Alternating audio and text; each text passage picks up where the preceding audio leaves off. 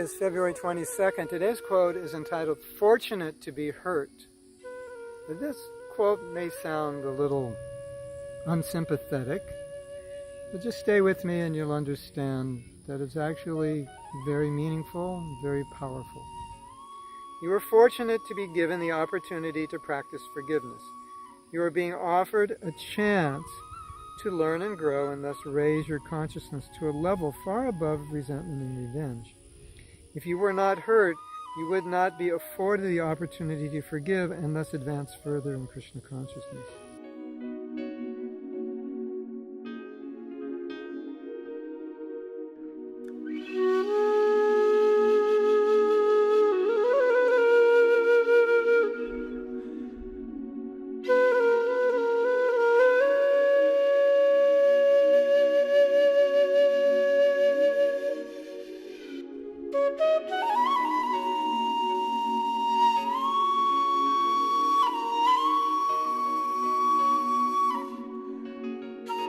So to learn how to forgive is fantastic. It's transformational. It's one of the best things that's ever happened to me.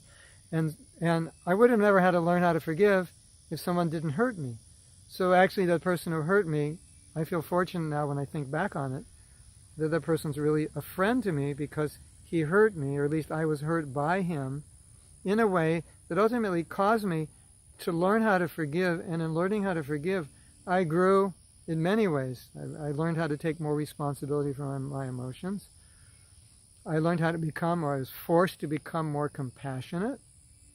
I had to learn how to see things from his perspective, whereas initially I didn't. I had to learn how to feel what he was feeling, what he was going through, that caused him to act the way he acted.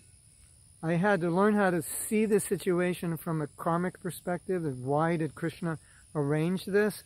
Was there something at this point in my life I needed to learn, and this was the only way I could learn it? And there were so many other things that I learned through forgiving.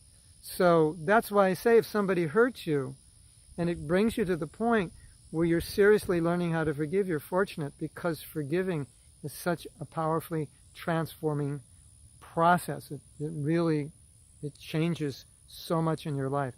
So if you've been hurt, it's not the end of the game. Learn to forgive. And once you do, you'll actually thank the person, and you realize that person is your teacher. He's not your offender or abuser. Ultimately, he's your teacher.